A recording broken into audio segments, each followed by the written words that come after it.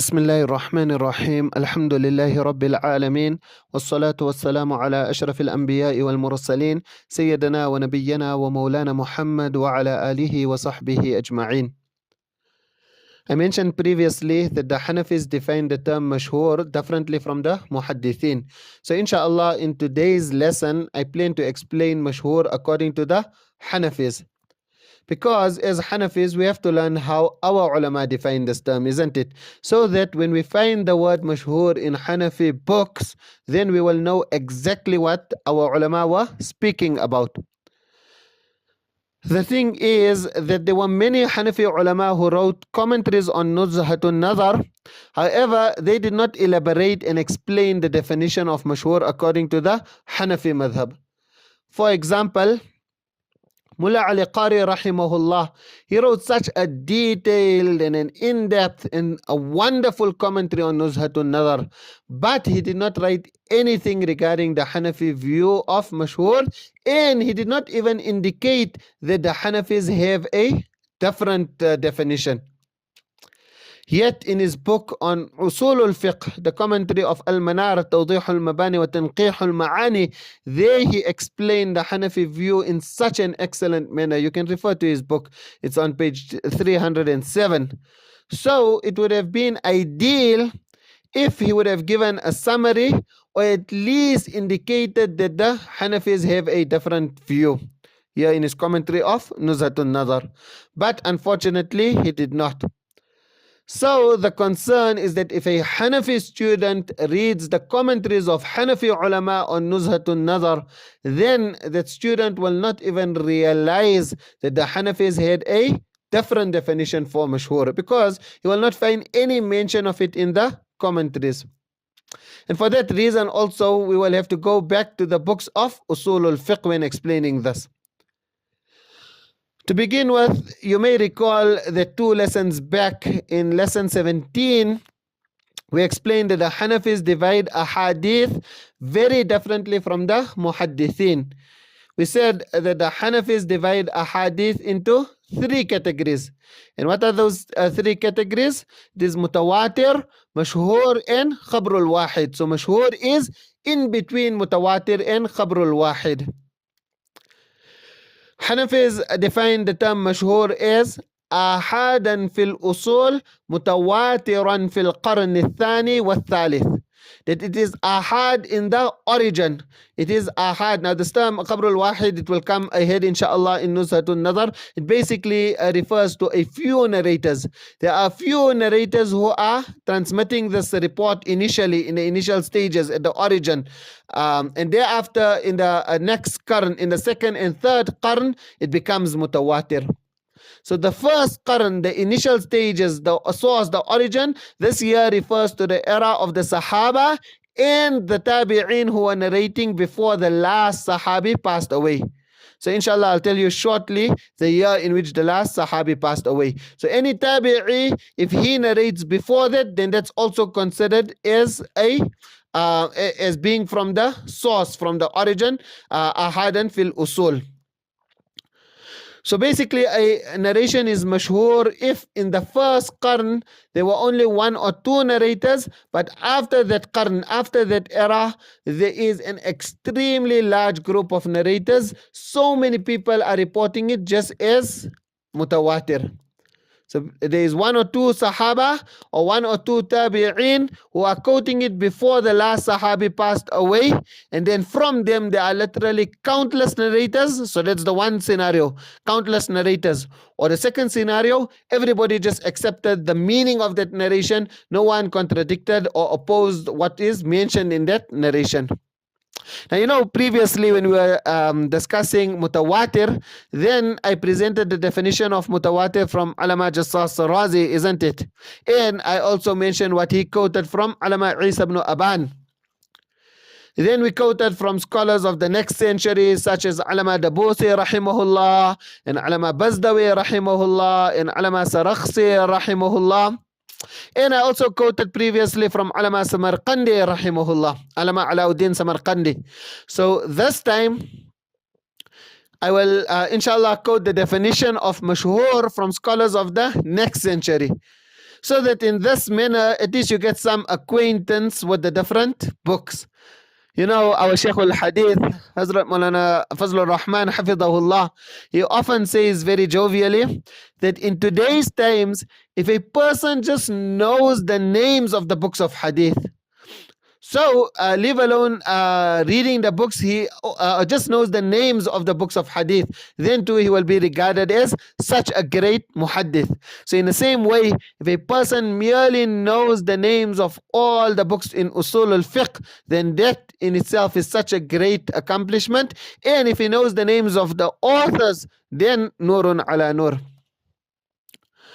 So after the book of Alama Alauddin Samarqandi, if you remember, it's Mizanul Usul fi Nata'ij al-Uqul.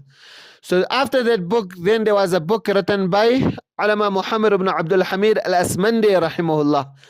He passed away in the year 552 Hijri. And the title of his book was Fadl an-Naḍar fil Usul. And it's also commonly known as Al-Mizan fi Usul al-Fiqh. But unfortunately, this book does not discuss Mashhūr, and therefore we need to look at the next book. So thereafter we have Alama Abu Thana al-Lamishi rahimahullah. He wrote a book, and the title of his book is Kitabun fi Usul al-Fiqh. So he defined Mashhūr in this book as وهو خبر كان من الآحاد في الابتداء ثم اشتهر في العصر الثاني حتى رواه جماعة لا يتصور تواطؤهم على الكذب. That what is Mashhūr? وَخَبْرٌ كَانَ مِنَ الْآحَادِ. It is a report, it is a narration, it is a hadith that in the beginning, in the initial stages, it was ahad. There were just a few people who were narrating it. ثُمَّ اشْتَهَرَ فِي الْعَصْرِ الثَّانِي. And then it became popular, it became famous in the second era. حَتَّى رواه جماعة لا يتصور تواطؤهم على الكذب. To such an extent that such a huge group, so many people narrated it that it is inconceivable. It is a person cannot believe that such a huge group of people would collude on a lie. Now you remember these words, حتى رواه جماعة لا يتصور تواطؤهم على الكذب. These are very similar to what we explained under mutawatir, isn't it? So keep this point in mind, that he's mentioning that ثم اشتهر في العصر الثاني حتى رواه جماعة لا يتصور تواطؤهم على الكذب. He's using the same wording which were used to explain mutawatir. He then mentioned with the word qeel. The meaning of qeel is it is said. So this word generally it's used to denote upon a weak view. The scholars would use it. It's called sighatut tamrid. So he uses the word qeel and he says وَقِيلَ حَدُّهُ مَا تَلَقَّتْهُ الْعُلَمَاءُ بِالْقَبُولِ. That its definition is that what the scholars have received what acceptance. Now this, he copies his predecessor, Alama Alauddin Samarqandi rahimahullah. Because Alama Alauddin Samarqandi rahimahullah, he wrote in Mizan al-Usul that وَقِيلَ فِي حَدِّهِ مَا تَلَقَّتْهُ الْأُمَّةُ بِالْقَبُولِ. That it is said, so he used the sighat al-tamrid. It is said in its definition, it is that what the scholars have received what? Acceptance. However, Alama Alauddin Samarqandi rahimahullah, although he mentioned it with a sighatul tamrid, he used the word qila, which could indicate towards weakness. He actually considered this definition and he also used it to establish another point. And he even attributes this definition to the majority. So on the next page he writes وَوَجْهُ قَوْلِ الْعَامَّةِ مَا ذَكَرْنَا. So not even majority, he's saying amma, that all the scholars, that what they mention, أَنَّ الْخَبَرَ الْمَشْهُورَ مَا تَلَقَّتْهُ الْأُمَّةُ بِالْقَبُولِ. That a mashhur narration is that what scholars have received with acceptance. You see, the objective of scholars is that they want to convey that the narration was just transmitted by a few people initially, but thereafter it was not just transmitted by lots of people, it was literally narrated by countless people. And if it was not formally narrated, then everyone just accepted the narration. So to express this, some scholars use the words talaqqi bil qabul, and other scholars they use the words tawatur. So some scholars express the definition of mashhūr by saying that initially it was transmitted by just one or two people, and then every person accepted the narration in the next period. So this clause of talaqqi al-umma bil qabul or talaqqi al-ulama bil qabul, this also was mentioned by earlier scholars.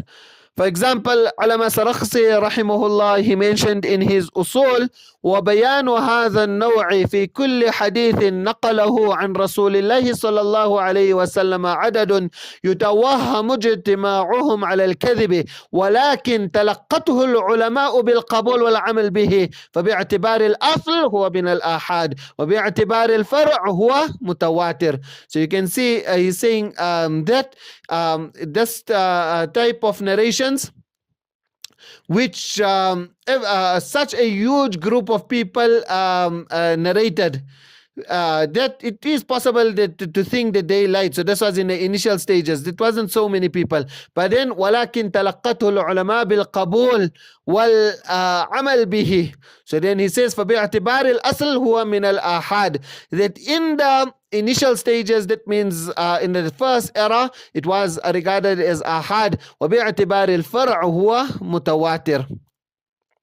When Anwar Shah Kashmiri rahimahullah, he mentions in Fayzul Bari about Mashhūr, وعند الأصوليين هو ما لم يتلقى بالقبول في عهد السلف فإن تلقي فهو مشهور. That if a narration was accepted by everyone, then that is called مشهور. فهم قسموا الخبر باعتبار التلقي وعدمه فبالتلقي يصير الخبر عندهم مشهورا. This here is the main point. فبالتلقي يصير الخبر عندهم مشهورا. He mentions this in Fayzul Bari in volume 4 on page 281.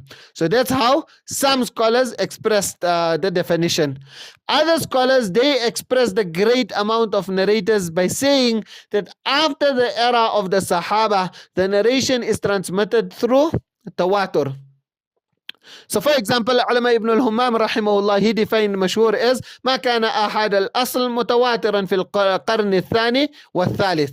So you can see here he's mentioning that in the initial stages it was a khabrul wahid, and after that it became mutawatir. So these are just expressions to show what a huge group either verbally transmitted the narration or accepted the ruling of that narration.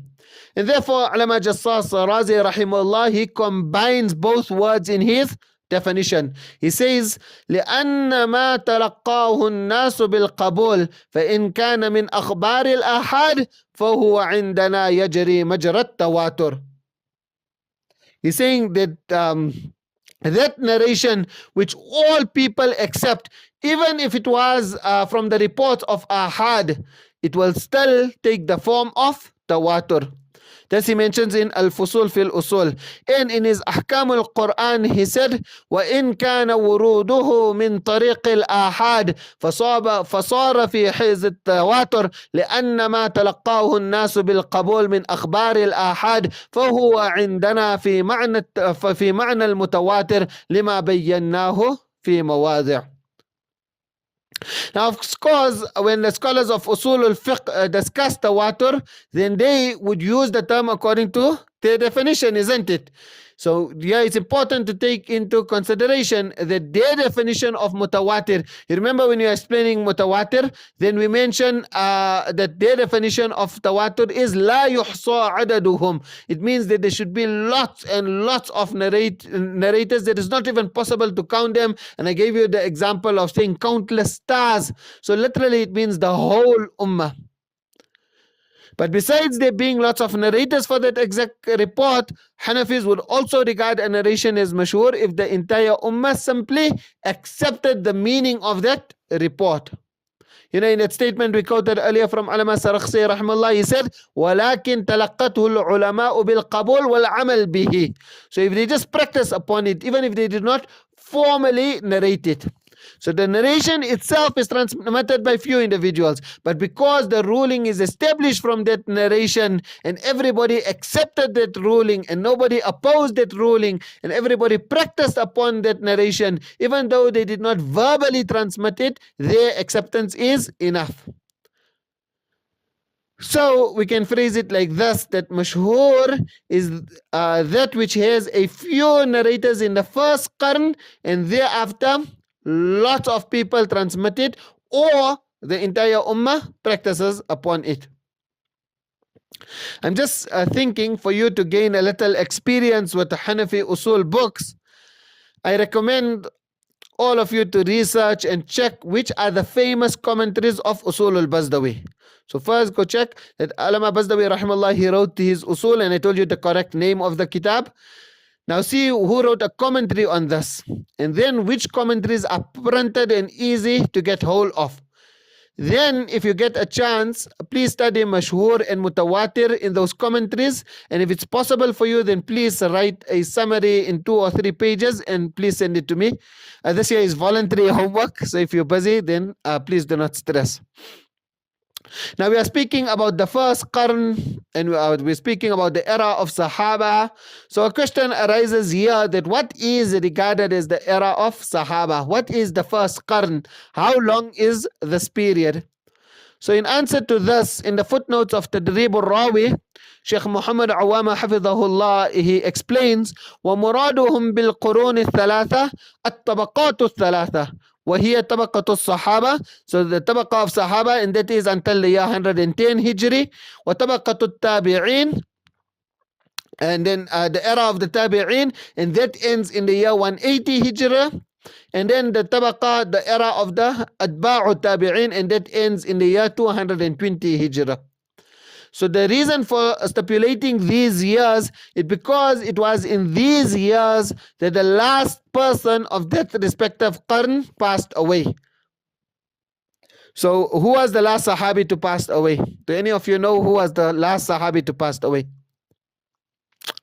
Anas? No? Yes, it was Amir bin Wathila radiyallahu anhu. So Amir bin Wathila radiyallahu anhu, under his entry in Al-Kashif, Allama Dhahabi rahimahullah, he mentions, وَبِهِ خَتَمَ الصَّحَابَ فِي الدُّنْيَا مَاتَ سَنَةً 10 على الصحيح. That with his demise, the era of the companions came to an end. So he passed away in the year 110 according to the correct view. So the first qarn is up to the year 110. And then the last tabi'i to pass away was Khalaf ibn Khalifa al-Ashja'i. So he passed away in the year 180 Hijrah. And then the last person from the Atba'u Tabi'in to pass away, it was in the year 220 Hijrah.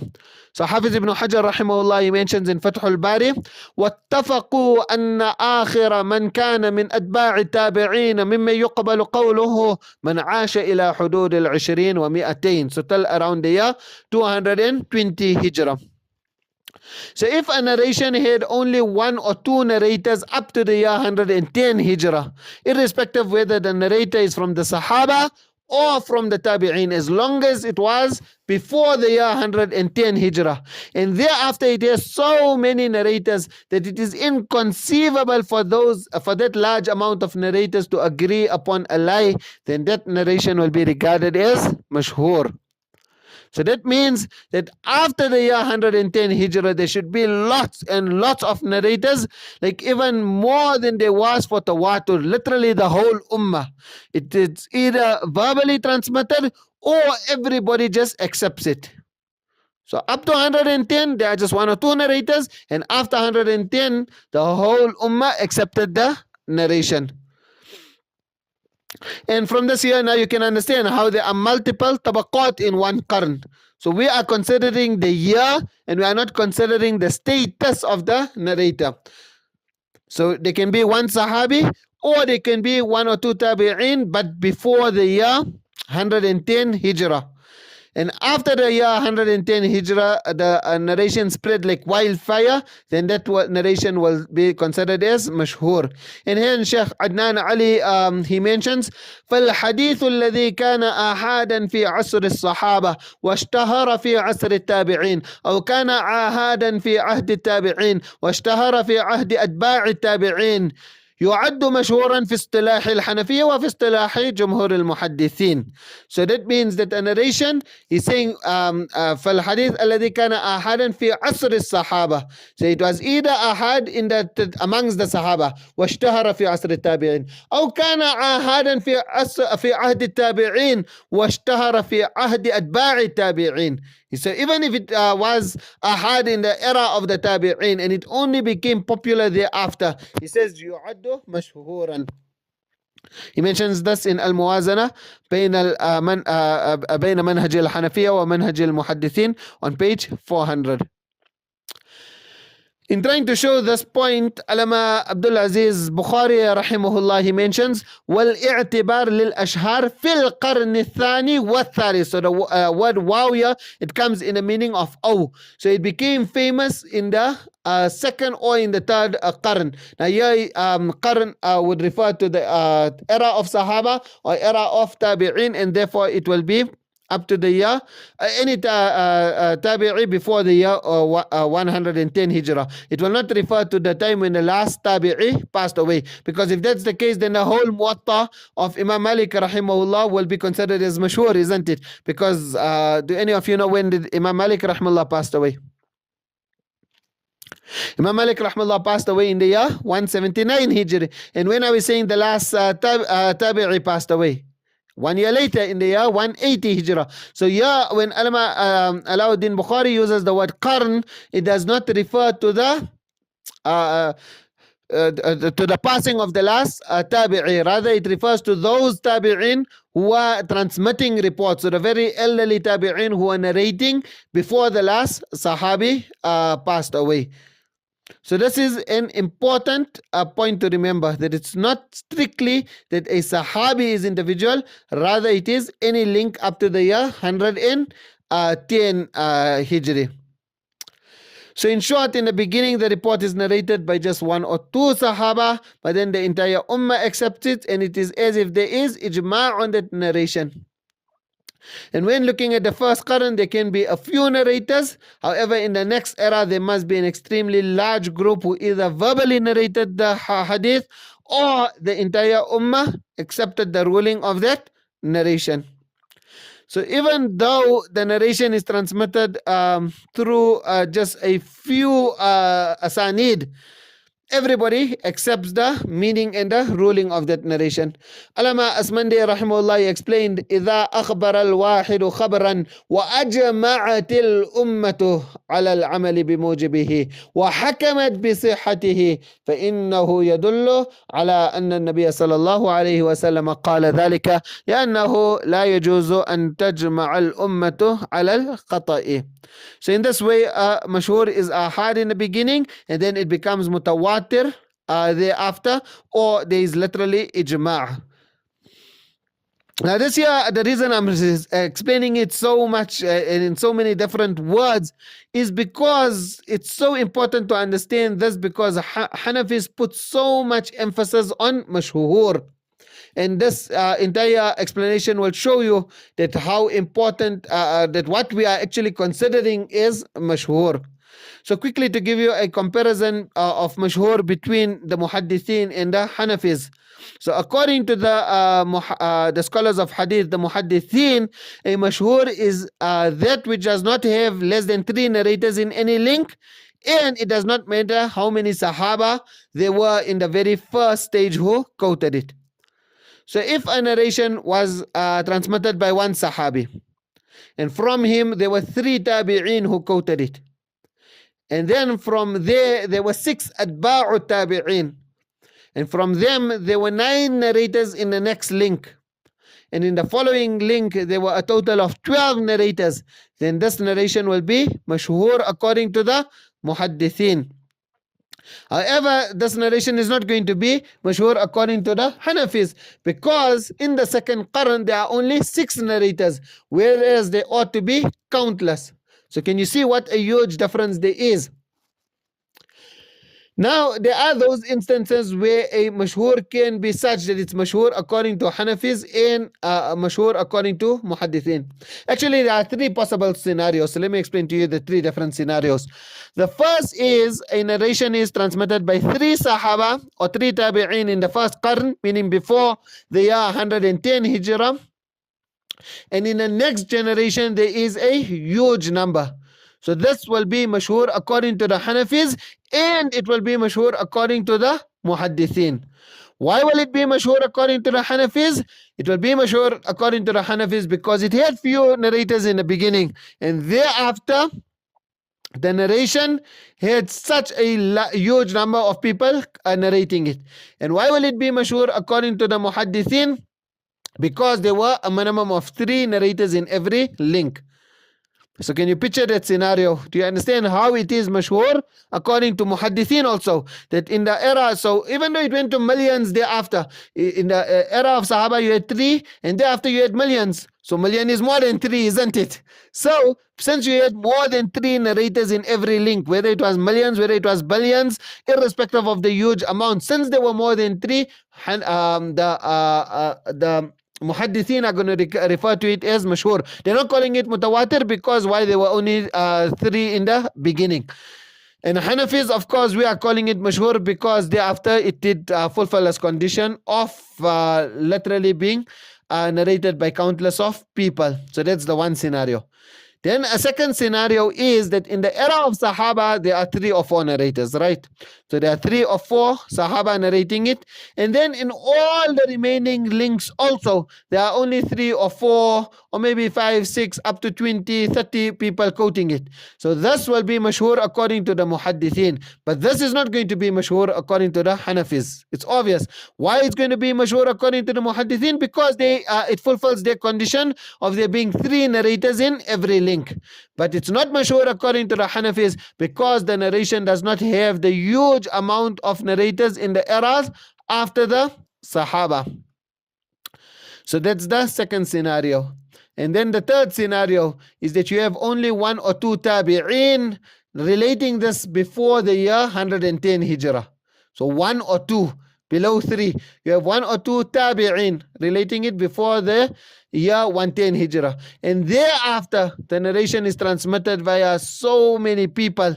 So then this will be Mashhūr according to the Hanafis, but it will not be Mashhūr according to the Muhaddithin. It's Mashhūr according to the Hanafis because although there were those few narrators in the beginning, thereafter it had an extremely large amount of narrators. And it's not Mashhūr according to the Muhaddithin because there are less than 3 narrators in the very first link or in that first era. Now, inshallah, I want to explain some examples of Mashhūr so you can easily understand the importance of Mashhūr according to Hanafis when you refer to the examples that they cited in their books. So you will then also understand how important Mashhūr is. So Al-Masarakhsi rahimahullah, he gives the following examples. He mentions وَذَلِكَ نَحْوَ قَبْرِ الْمَسْحِ عَلَى الْخُفَّيْنِ. It's, for example, a wiping over the khuffain, the leather socks. وَخَبْرِ تَحْرِيمِ الْمُتْعَةِ بَعْدَ الْإِبَاحَةِ, or the narrations of the prohibition of temporary marriage after the permissibility. وَخَبْرِ تَحْرِيمِ نِكَاحِ الْمَرْأَةِ عَلَى أَمَّتِهَا وَعَلَى خَالَتِهَا, or the prohibition of marrying a female at the same time when a person is married to her paternal aunt or to her maternal aunt. وَخَبْرِ حُرْمَةِ التَّفَاضُلِ فِي الْأَشْيَاءِ السِّتَّةِ. So can you see what kind of examples is being mentioned? That Al-Masarakhsi rahimahullah is giving the example of wiping over the khuf.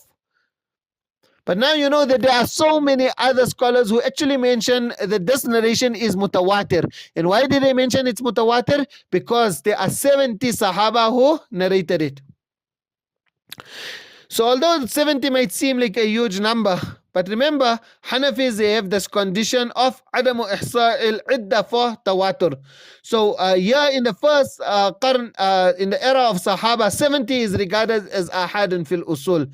Because, and thereafter it exploded literally. There's actually ijma'. So now compare the 70 narrators with the example that Hanafis give for tawatur. You know, Hanafis, when we're speaking about tawatur, and I explained this here many times, that we are talking about countless people accepting and narrating it.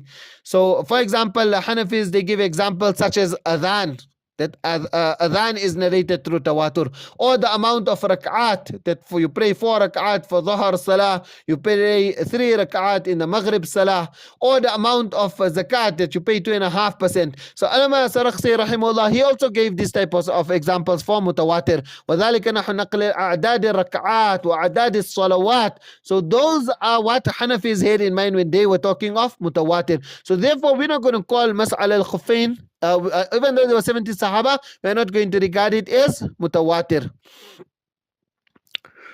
So the examples which the Hanafis gave for mutawatir are things which the entire ummah knew of from the very beginning, and no one objected. So we deduced that the entire ummah approved of them, and the entire ummah accepted those things. So this is why the 70 Sahaba that are narrating the reports of wiping over the khuf, they are like a drop in the ocean in comparison to what the usuliyin had in mind when they discussed mutawatir. The next example that Allama Sarakhsi rahimahullah gave for Mashhūr is the prohibition of a temporary marriage. So in Sharh al-Sunnah, Allama Baghawi rahimahullah, he said, ittafaq al-ulama. Can you see he's using the word ittifaq? That all ulama have ittifaq. They are all in agreement. على تحريم نكاح المتعة وهو كالإجماع بين المسلمين. It is as if there is consensus. So again, sorry, I'm going to have to be going over time, and whoever wants to leave, you please feel free to leave. This entire lesson, it's not directly linked to Nuzha an-Naḍar. It's just that in Nuzha an-Naḍar, they don't discuss the Hanafi view, and here we are discussing it. So inshallah, if you need to leave now, you may leave, and then you can catch up with the recordings, or you can check the notes, inshallah. So with regards, we're talking here about this tahrim nikah al-mut'ah. So he's mentioning there is ijma' bain al-Muslimin. Imam Tahawi rahimahullah, he mentions that Umar radiyallahu anh prohibited mut'ah in the presence of the other Sahaba, and none of the other Sahaba rejected it. And Sahaba would not just maintain silence. So the fact that the Sahaba did not reject the prohibition, that proves that they all held the same view as Umar radiyallahu anh. And with their consensus, this is proof that it is abrogated, because you know that mut'ah was permitted initially. So Imam Tahawi rahimahullah, he wrote in Sharh Ma'ani al-Athar, فَهَذَا عُمَرْ رَضِيَ اللَّهُ عَنْهُ قد نهى عن متعة النساء بحضرة أصحاب رسول الله صلى الله عليه وسلم فلم ينكر ذلك عليه منهم منكر وفي هذا دليل على متابعتهم له على ما نهى عنه من ذلك وفي إجماعهم على النهي في ذلك عنها دليل على نسخها. So this example also makes you understand the point that I mentioned earlier, that the narration itself does not have to be narrated by that extremely large group, but the entire ummah should accept the meaning and the ruling of the narration. So when you're looking at the asanid, you might not find so many asanid, but the entire ummah accepted it. So we learn from all that I mentioned thus far that according to Hanafis, it will be accurate to define mutawatir and mashhur by saying mutawatir is that report which almost has consensus in each and every link, and mashhur is that report which is narrated by a few companions and tabi'in before the year 110 hijrah, and thereafter it is almost consensus in the remaining links. Now this consensus could be through a verbal transmission of that report. You could have asanid, or it could be through talaqqi bil qabul, through everybody accepting the narration. The next example of mashhur that Allama Sarakhsi rahimahullah gives is the example of marrying a girl and her aunt in one marriage. وخبر تحريم نكاح المرأة على عمتها وعلى خالتها. So again, here there is consensus on this prohibition. In Fath al-Bari, Ibn Hajar rahimahullah, he mentions وأجمعوا على تحريم نكاح العمة عمتي مع بنت أخيها. So you can see he uses the word وأجمعوا. This here is in Fath al-Bari in volume 5 on page 281. Now after you heard all of these examples, you can easily understand why Alam al-Amishi said فَكَانَ حُكْمُهُ حُكْمُ الْإِجْمَاع, that the hukam of it will be the same as the hukam of ijma'.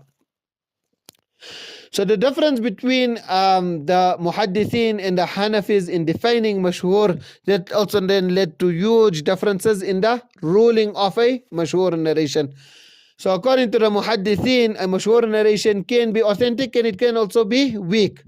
So it's irrespective which meaning of Mashhūr you are taking from the two meanings that I mentioned in the previous lesson. You know, the first was Mashhūr, where it has a minimum of 3 narrators in every link, and the second was Mashhūr, that which is popular or commonly quoted. So we mentioned that it can either be authentic or it could be weak. But in contrast to that, according to Hanafīs, a Mashhūr narration will be accepted in all circumstances. Because even though there were only a few narrators in the era of Sahaba, remember that all the Sahaba were trustworthy.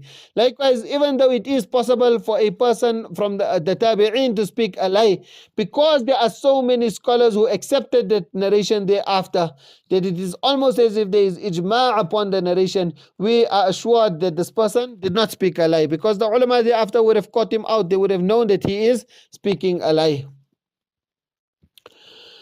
Now, with regards to the knowledge that a person gets from Mashhūr, that according to the Hanafi definition, so Alama Jassas, Abu Bakr Jassas, he claims that a Mashhūr narration gives ilmun nazari yaqini. So this means that a person will obtain conviction through istidlal. So he just needs to make a little bit istidlal and then he will get firm conviction. And some scholars thereafter, they followed this view. So Alama Alauddin Samarqandi rahimahullah, for example, he said وَقَالَ عَامَّةُ مَشَايِخِنَا رَحِمَهُمُ اللَّهِ إِنَّهُ يُوجِبُ عِلْمًا قَطْعِيًّا. So he's saying that all our mashayikh, they mentioned that it gives you ilm qat'i. Likewise, Abu Thana al-Lamishi rahimahullah, he also said in كتاب في أصول الفقه وقال عامة مشايخنا رحمهم الله يوجب علما قطعيا لإجماع أهل عصره على قبوله فكان حكمه حكم الإجماع والإجماع موجب للعلم قطعا. So he's mentioning they're attributing it to all their mashayikh and they were in the 6th century. So these are crucial statements from these true scholars, because remember Alama Alauddin Samarqandi, I told you he passed away in 539 Hijri, and he is attributing it to all of his shuyukh. And likewise, Alama Lamishi rahmallah, he was also around at the same time. The exact dates are not known, but he was in the 6th century, and he's also mentioning it from all the shuyukh. So it will be interesting to learn why all the scholars in that time then adopted this view, because we only know of 2 scholars before them who claim that a person will get ilm al-qat'i, and that's Alama Jassas Razi and Alama Abu Yusr al-Bazdawi. But by the 6th century, it seems that this view was so well accepted amongst scholars. So even though it might not be documented in books, like when you go to the books of Usul al-Fiqh, maybe you might not find many scholars after that also mentioning that all the scholars mention it. But it's probable that maybe the scholars would mention it in their durus, isn't it? Ilm is not only what's in kitabs. So probably Alama Alauddin as-Samarqandi, they attended multiple durus.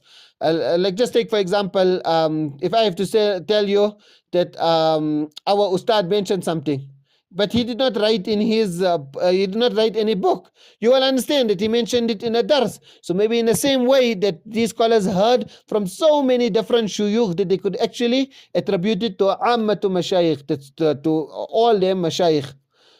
Alama Alauddin Samarqandi rahimahullah, he then also gave preference to this view, and he mentions the reasoning why he adopted this view. He writes ووجه قول العامة ما ذكرنا أن الخبر المشهور ما تلقته العلماء بالقبول فوجد إجماع أهل العصر على قبوله فيكون حكمه حكم الإجماع وذا موجب للعلم قطعا. If you're saying that it becomes ijma' in the next qarn, then it will have to take the same ruling of ijma'. And then Allama Alauddin Samarkandi, he even responds to possible objections which could be raised by those who assume that it does not give ilmul qat'i. But this here is the one view within the Hanafi madhab. The second view, and this here is the more popular view, is that Mashhūr gives ilm at-tama'nina. So this is the view of many earlier scholars, and you are, mashallah, now acquainted with these scholars: Allama Isa ibn Aban, Allama Dabusi, Allama Bazdawi, Allama Sarakhsi, rahimahullah. So you know them well by now, isn't it? So by way of example, I'll just quote the text of one of these scholars. So Allama Sarakhsi, rahimahullah, he mentions in his Usul on page 293, ثم قد بينا أن التفاوت يظهر عند المقابلة فإذا لم يكن وراء القسم الأول حد آخر عرفنا أن الثابت به علم ضرورة ولما كان وراء القسم الثاني حد آخر عرفنا أن الثابت به علم طمأنينة. So he's mentioning that a person will get علم طمأنينة from a khabar mashhur. So the basis of this is that even though so many people narrated or accepted the report in a subsequent status, since it was transmitted in the very beginning by only one or two individuals or by not so many people, there is a little doubt on the accuracy. So, okay, we can say that the Sahaba would not lie, but then they could make a mistake, isn't it? Likewise, the Tabi'in before 110 Hijrah, it's possible that one of them could have lied. So therefore, we cannot get ilmul yaqini. But we can get ilm tuma'nina. Why? Because after that, all ulama accepted the narration. Now a question might arise that what is this ilm tuma'nina? We speak in ilm tuma'nina. So this term is actually derived from verse number 260 of Surah Baqarah, where Allah subhanahu wa ta'ala quotes Ibrahim alayhi salam as saying, قال بلى ولكن ليطمئن قلبي. He said, of course I do, but it is just to put my heart at ease. So ilm tuma'nina is that it is such news that one feels comfortable accepting it. So although it is dhanni, it's speculative, there is something inside us that tells us that we can accept this here, and it gives us the peace to accept it.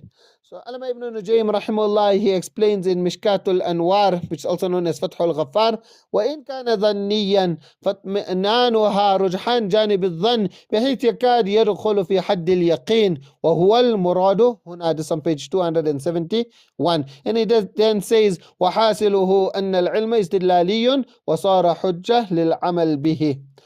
Allama Sadr al-Shari'a Ubaydullah ibn Mas'ud al-Mahbubi, do any of you know who he is? Which important book did he write? Yes, mashallah. He wrote Sharh al-Wiqaya and also Tanqih al-Usul. So he mentions that علم تطمئن به النفس وتظنه يقينا لكن لو تأمل حق التوكل لعلم أنه ليس بيقين. So he says that a person feels so comfortable with the knowledge that it is as if he got conviction, he's convinced. It's only once he reflects, then he realizes that he cannot have full conviction. So in short, ilm tuma'nina is knowledge that gives a person dhannul ghalib, or it gives him a dhannul qawi. It's an overwhelming thought. The person almost becomes convinced. A person is inclined to accept it. Very quickly, inshallah, I want to show you the strength of Mashhūr.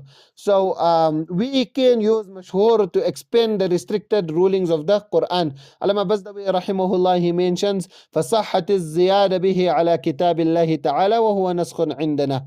That it's Mashhūr has so much power that you can actually use it to increase upon the words of the Quran. And that is tantamount to abrogation according to us. Likewise, Allama Sarakhsi rahimahullah, he said, ثم قد بينا أن التفاوت يظهر عند المقابلة فإذا لم يكن وراء القسم الأول حد آخر عرفنا أن الثابت به عن ضرورة ولما كان وراء القسم الثاني حد آخر عرفنا أن الثابت به الطمأنينة ولكن مع هذا تجوز الزيادة على النسب هذا النوع من الأخبار لأن العلماء لما تلقته بالقبول والعمل به كان دليلا موجبا فإن الإجماع من عصر الثاني والثالث دليل موجب شرعا. So this here is enough to show you what a huge difference there is when a scholar of Hadith uses the word Mashhūr, or when he grades a narration as Mashhūr, and when a Hanafi has to mention that a narration is Mashhūr. Having said that, since there is this little doubt with regards to a Mashhūr narration, if a person has to reject a Mashhūr narration, then according to Hanafis, he will not become a kafir. So even those ulama who mentioned that the person will get ilmul yaqini, the son of Sheikh Muhammad Awama, Sheikh Muhyiddin, he wrote a book, Taqsim al-Akhbar wa Dalalatuha inda al-Hanafiyya. In this book, he proves how even those who claim that the person will get ilmul yaqini, like Alama Jassas al-Razi, they rule that if a person rejects Mashhūr, he will not become a kafir. Before concluding, the 2 points I want to mention. Firstly, like mutawatir, Mashhūr is something that is relative. So one scholar might regard a narration as Mashhūr, but others might feel that it is not Mashhūr. The second is that in Mashhūr, a person does not need to inspect the asanid. So for example, Allama Kasani rahimahullah, he says that the hadith of laughing loudly in salah is Mashhūr. But then others will mention that the same narration is weak. So Allama Kasani in Badayu Sana'ir, right at the beginning, he says, وَلَنَا مَا رُوِيَ فِي الْمَشَاهِيرِ عن النبي صلى الله عليه وسلم أنه كان يصلي فجاء ربي في عينيه السوء فوقع في بئر عليها خصفة فضحك بعض من خلفه فلما قضى النبي صلى الله عليه وسلم قال من قهقه منكم فليعد الوضوء والصلاة ومن تبسم فلا شيء عليه. So this is mentioning it is in the mashahir, but when you look at the sanad of this narration, then it is weak. However, based on the principle that Ibn Hajar rahmallah mentioned and we explained earlier, وَالْمُتَوَاتِرْ لَا يُبْحَثُ عَنْ رِجَالِهِ, in the same manner, we do not have to even consider the sanad of a Mashhūr narration. We don't have to look at the asanid. And there are other examples of this here as well. Inshallah, we'll just put it in the notes. Jazakumullah khairan for staying over time. May Allah subhanahu wa ta'ala reward you all abundantly.